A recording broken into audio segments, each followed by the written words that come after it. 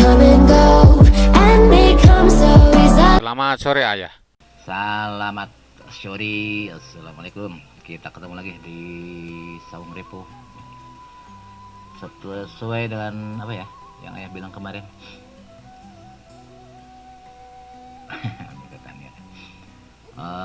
Tadinya kan tadi pagi, tadi banyak yang inbox katanya ya sore aja ya, kita masih kerja ya wis lah sore ini. Alhamdulillah keburu datang, bisa jalan-jalan ke pasar. Kita bahas gimana budidaya ikan gurame ya, khusus ikan gurame dulu ya.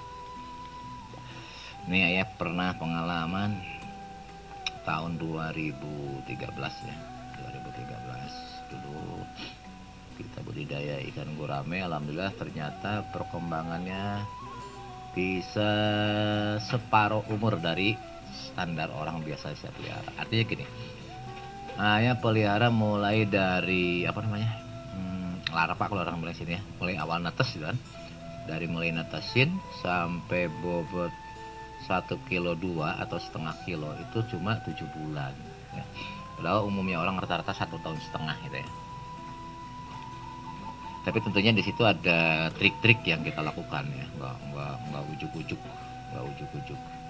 seperti ini, nggak. Jadi kita bukan hanya sebatas bermain pakan, bermain di air, nggak, ada pola-pola tertentu ya, yang mana alhamdulillah akhirnya bisa proses percepatannya itu, pertumbuhannya itu bisa 2 kali lipat dari yang standar orang.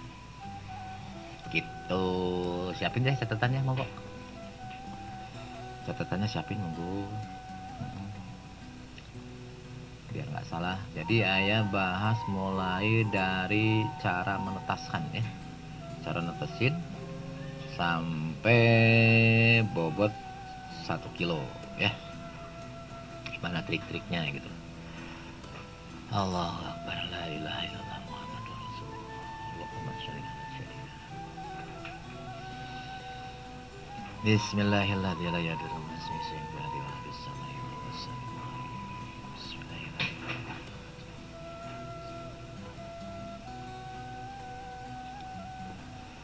Monggo Kang Zyafa Badam ya, siapin catatannya, semuanya juga sama ya. Gimana? Waalaikumsalam Neneng.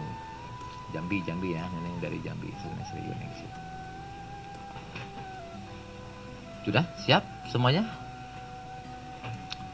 Kalau sudah siap kita bahas ya. Ini bukan berarti baku harus seperti ini, enggak. Ini hanya pengalaman ayah aja ya.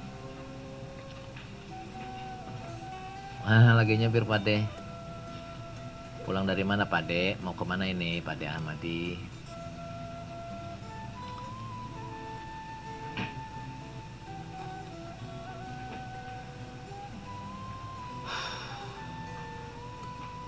Waalaikumsalam warahmatullahi wabarakatuh. Sudah siap semuanya? Kalau sudah siap monggo ya. Jadi sekali lagi, ini bukan baku harus seperti ini. Mungkin polanya kan nggak sama dengan punya orang-orang, tapi emang itulah pengalaman ayah. Jadi ayah hanya berbicara berdasarkan pengalaman ayah sendiri, tapi hasilnya ternyata luar biasa waktu itu ya. Kita maju 2 kali lipat dari punya orang gitu ya. Pertumbuhannya maksudnya gitu ya.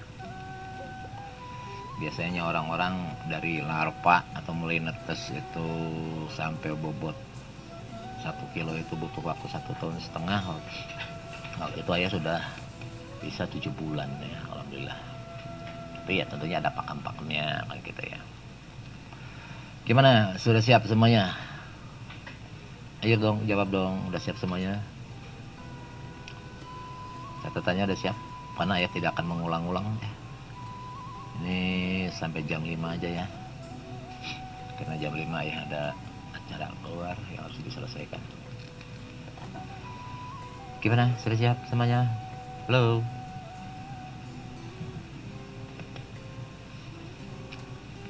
Kalau sudah, monggo dicatat. Yang pertama gini. Anggaplah kita mau mulai dari pembibitan awal ya.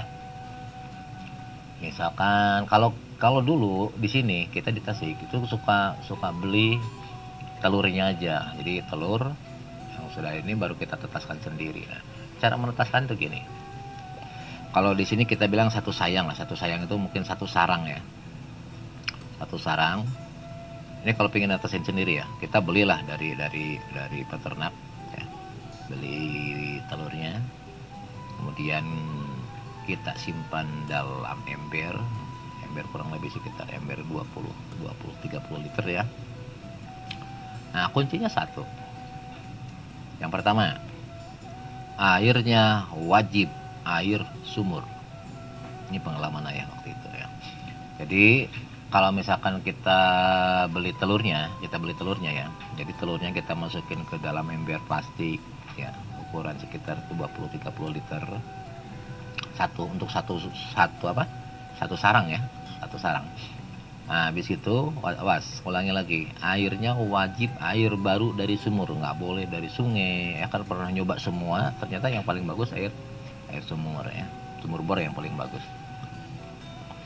Nah, kemudian setelah kita masukin telurnya ya ke dalam ember tersebut, atasnya itu ditutupnya itu pengalaman ayah waktu itu dengan kardus, ya, dengan dus bekas. Mau dus bekas Indomie, mau dus bekas apa aja terserah lah, pokoknya bekas dusnya. Jadi gini, ayah tutup waktu itu dengan plastik, ayah tutup dengan yang lain-lain. Ternyata ada hal yang unik. Ketika ayah tutup dengan dus apa namanya tuh? Dus bekas ya, dus bekas. Itu ternyata boleh dibilang hampir 95% netes semuanya. Ini ada satu keunikan. Jadi setelah tak pelajari sekian lama, akhirnya ternyata terjawab. Ternyata kalau tutup atasnya itu pakai dus, ternyata suhunya tuh relatif stabil. Ternyata itu jawabannya ya. Alhamdulillah hampir 95% itu menetas gitu ya. Jadi larva.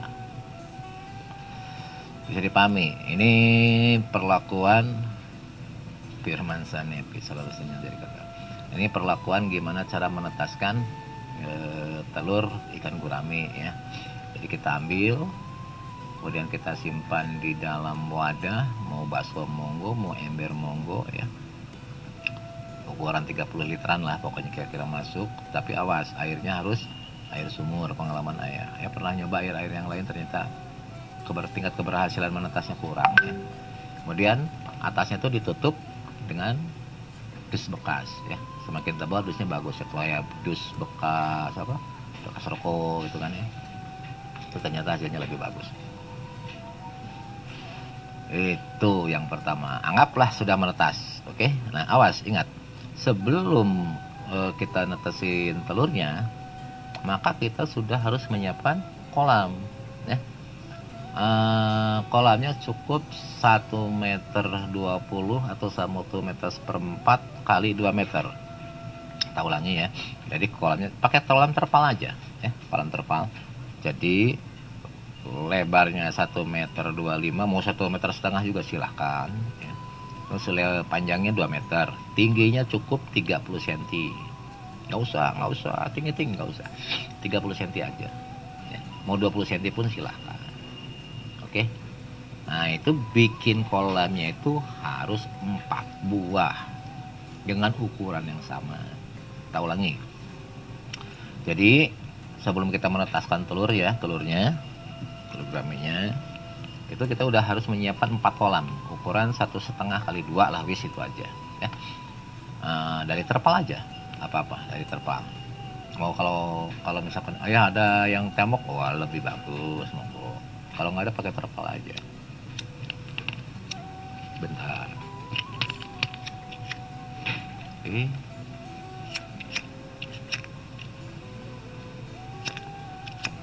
Anginnya gede banget.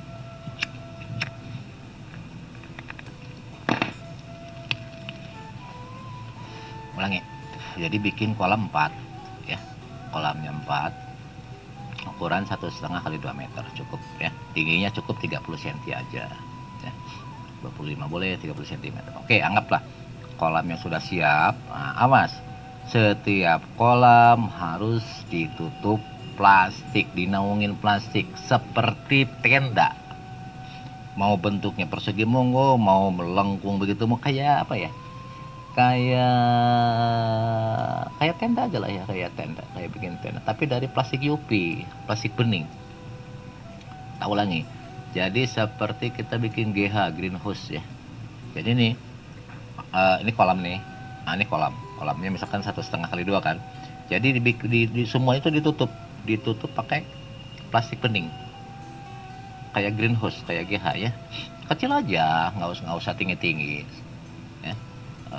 Apa, cukup 30 50 60 cm aja, tapi tertutup ya, kayak kita bikin tenda lah, tenda buat tidur ya, tenda untuk camping gitu kan, tapi semuanya pakai plastik nih, kayak gini nih, plastik nih, ini kan tutup plastik nih ya, kayak ini nih, kan pakai tutup plastik. Ini saung repo kan pakai plastik, sama pakai bambu aja lah yang murah kan, bambu dari ujung kiri ke ujung kanan kan, nanti jadi melengkung kan. Nah, udah tutup plastik tuh, wajib empatnya begitu ya, pakai tutup plastik. Tingginya kurang lebih 60, monggo, mau 1 meter juga monggo, terserah ya. Yang penting si kolam yang 4 itu ternaungi oleh plastik UV, boleh plastik bening biasa juga boleh, terserah lah ya. Kita ulangi ya. Jadi 4 kolam itu sebaiknya berdampingan ya. Jangan terlalu jauh, berdempetan aja. Kenapa? Karena ini di sinilah nih nanti kita ada tips, ada trik yang harus kita lakukan. Kalau berjauhan nanti repot. Ulangi ya. Jadi kolam siapin 4, semuanya ternaungi, tertutup seperti pakai tenda dengan plastik ya, plastik UV. Tingginya ya kira-kira kita bisa jongkok, bisa masuk itu aja ya. Oke, lanjut. Sekarang gini. Jadi ke-4 kolam kalau udah siap, maka kolam pertama kita isi, awas sekali lagi kuncinya, wajib pakai, ini pengalaman ayah nih, wajib pakai air sumur ya. Tingginya cukup 10 cm aja tinggi airnya. Jadi kolam ke-1 itu masukin air sumur ya, air sumur tingginya 10 cm aja. Kemudian siapin sekitar 4-5 buah genting itu, genting rumah ya, genting yang apa, yang zaman dulu tuh ya, genting rumah. Oh, kayak ini nih, rumah ini kan ada gentingnya kan, 5 biji aja, nggak usah banyak ya. Waalaikumsalam warahmatullah, bang sekadar. Jadi nanti di kolam itu kasih genteng utuh ya, tuh jejerin aja di tengah ya, jejerin di tengah. Apa maksudnya? Itu untuk rumahnya nanti, untuk rumah. Oke, lanjutin. Anggaplah kolamnya udah siap, kolam ke-1 sudah siap. Jadi kolam kedua, ketiga, keempat jangan dulu diisi air, nggak usah, nggak apa-apa. Jadi kolam 1 dulu, jadi isi dengan air 10 cm tingginya. Oke. Nah setelah itu gini, anggap air udah masuk 10 cm nih tingginya. Kemudian jenengan ngambil rotor. Ini kalau ayah ya, kayak ayah. Jenengan ambil rotor 1 gelas, rotor yang sudah dikembangkan tentunya ya. Rotor 1 gelas, kemudian siramkan ke kolam yang pertama. Ya. Siramkan ke kolam yang pertama. Biarkan kurang lebih sekitar 5-7 hari. Jadi kita mempersiapkan kolam itu seminggu sebelum ikan netes. Oke. Waalaikumsalam warahmatullahi. Suri Abinata, monggo yuk sama-sama belajar ya. Jadi seminggu sebelum netes kolam udah siap ya, sudah siap. Nah, oke, jadi lanjutin, ulangi. Jadi sekali lagi ya, isi air 10 cm, kemudian masukin rotor yang sudah dikembangkan itu 1 gelas untuk 1 kolam. Biarkan dulu barang 5-7 hari, minimalnya 5 hari ya. Nah setelah 5 hari atau 7 hari baru nanti larva ikan guraminya tuh masuk ke situ, ke kolam yang pertama. Paham? Tak ulangi. Jadi setelah 7 hari, apa kita 7 hari aja lah ya. Setelah 7 hari baru anak kan gurami atau larva gurami yang baru netes itu kita pindahin ke mana? Ke kolam, ya. Nah, di situ jenengan lihat dulu, biasanya nih kalau ayah lihat karakter anak ikannya yang baru netes tadi. Jika ikan yang masih geruyuk, masih ngumpul di satu titik, entah di pojok lah, entah di pinggir lah, atau di tengah, tapi dia masih ngumpul, nggak kemana-mana, itu jangan dulu dikasih makan, nggak boleh, ya. Jadi ketika kita masukin, misalkan anak larva ikannya yang baru netes itu masih ngumpul di pojokan, entah ngumpul di tengah, entah ngumpul di pinggir, tapi dia belum kemana-mana ya, masih ngumpul, itu nggak boleh. Waalaikumsalam warahmatullahi wabarakatuh. Tanjung, monggo. Itu jangan dulu dikasih makan. Artinya apa? Artinya cadangan pakan ya, makanan itu masih ada di kantung dia. Biasanya kalau habis netes kan suka ada kuning kecil ya di perut bawahnya itu. Nah itu, nah cirinya kapan masuk makan gini. Ketika benih ikan atau larva ikan tadi sudah muter jalan-jalan di sepinggir apa kolamnya kan persegi ya, 1,5 kali diameter tadi. Jika sudah muter, dia pinggir-pinggir jalan-jalan gitu, udah muter, itu baru boleh masuk pakan. Oke, bisa dipahami ya. Tak ulangi. Jadi saat mulai masuk itu biasanya kan di kantungnya masih ada warna kuning kecil gitu ya. Nah itu biasanya dia geroyok, ngumpul, entah di pojok, entah di tengah, entah di pinggir, pokoknya dia belum jalan-jalan. Itu artinya makan nggak boleh masuk, nggak boleh masuk. Nah ciri boleh masuk kapan mulai pakan masuk saat larva ikan, ya, benih ikan itu udah mulai jalan-jalan, muter-muter tiap pinggir. Terus, nah artinya apa? Dia sudah boleh dikasih pakannya apa? Boleh dua macam. Boleh pakai casut juga boleh, cacing sutra maksudnya ya. Cuma kalau pakai cacing sutra harus hati-hati. Gini, banyak kesalahan fatal ya selama ini yang dilakukan oleh teman-teman yang budidaya di pembenihan ya. Mau lele lah, mau gurame lah, mau nila atau apapun. Jangan sekali-kali ngasih cacing sutra sekaligus banyak ke kolam. Nggak boleh. Kenapa? Karena gini, satu, cacing sutra itu bisa mengakibatkan pH naik. Yang pertama. Yang kedua, cacing sutra jika terlalu banyak, biasanya kan bergerombol dia kan, taruh misalkan di pojok, di tengah atau di manalah kita tebarin. Jika banyak, coba silakan dengan angkat nanti. Maka di bawahnya itu, di bawah, di alasnya, itu nanti ada bekas semacam lendir kecoklat-coklatan. Awas-awas, itu toksik, itu racun. Jika ditermakan sama anak ikan, mati anak ikan. Harus hati-hati ya. Jadi kalau seandainya kita mau kasih pakan pakai cacing sutra boleh sih, boleh monggo, tapi ngasihnya sedikit setelah habis baru boleh lagi nambah lagi gitu. Jangan sekaligus ambil setengah gelas ya, misalkan atau 2-3 sendok beluk ngumpul di situ kan, malah itu resikonya tinggi. Yang pertama pH airnya naik bisa sampai di atas 9 nanti. Terus yang kedua, terlalu banyak loh ya. Yang kedua, ketika hari itu nggak habis, maka silakan jenengan angkat cacing sutranya. Maka di bawahnya, di dasar itu suka ada lendir berwarna kecoklatan. Nah itu beracun. Ketika termakan oleh anak ikan, matilah anak ikannya. Hati-hati ya. Jadi boleh, tapi nasinya sedikit-sedikit pagi, sedikit siang. Kalau kelihatan aja, kalau udah habis baru kasih lagi. Ya, jangan banyak-banyak. Itu yang pertama. Ya boleh nggak pakai alternatif selain cacing sutra? Boleh. Selama ini ayah pakainya nggak pakai cacing sutra. Ayah pakai pakan sendiri. Bikinnya begini. Silahkan dicatat bikinnya. Bikin pakan untuk larva ikan ya. Mau ikan apa aja, bukan hanya gurame aja. Semua jenis ikan sama ya. Jangan beli PF 1000, pakan ikan PF 1000 ya. Itu akan anggaplah kita bikin 1 kilo ya. PF 1000-nya 1 kilo. Silakan dicatat. Sudah? PF 1000-nya 1 kilo. Kemudian telur, mau telur ayam boleh, telur bebek boleh. Asal jangan telur cicak aja lah, susah, kecil-kecil. telur ayam telur bebek ya. Nggak boleh nih, nggak boleh direbus, nggak boleh ya, mentah ya, mentah. Nah, caranya gini, ulangi bahannya. Tadi PF 1000 pakan jadi ya, pakan jadi PF 1000 yang kecil-kecil.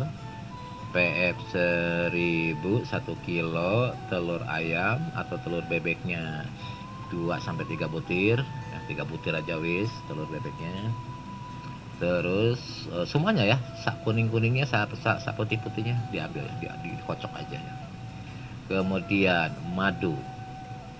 Madunya tuh 50 sampai 100 ml ya. Boleh 50 ml, boleh 100 ml. Kalau ayah suka 100 ml ya. Ulangi ya. PF 1000 1 kilo ya. Telur ayam boleh, telur bebek boleh. Itu kalau telur bebek cukup 2, kalau telur ayam 3 ya. Tuh, kemudian yang ketiga madu. Mau 50 ml boleh, 100 ml boleh. Minimalnya 50 ml ya. Sudah? Nah, kalau sudah, caranya gini. Air kelapa secukupnya ya, air kelapa itu secukupnya. Biasanya untuk 1 kilo itu kita butuh sekitar 2 gelasan atau 1 butir lah, 1 butir kelapa ya. Caranya gini. Pakan PF 1000 itu kita rendam dengan air kelapa sampai dia betul-betul mengembang, mengembang. Nah, kemudian setelah mengembang, ambil telur, pecahin ya telurnya, kemudian gabungkan semuanya ya, tiga butirnya tuh ya, semuanya ya, ya kuningnya ya putihnya semuanya ya, tapi cangkangnya jangan. Habis itu masukin ke rendaman PF 1000 tadi ya yang udah mengembang. Selesai itu aduk dulu, mau pakai mixer silakan, kayak kita bikin kue, bikin mixer, di mixer boleh. Sudah. Oke.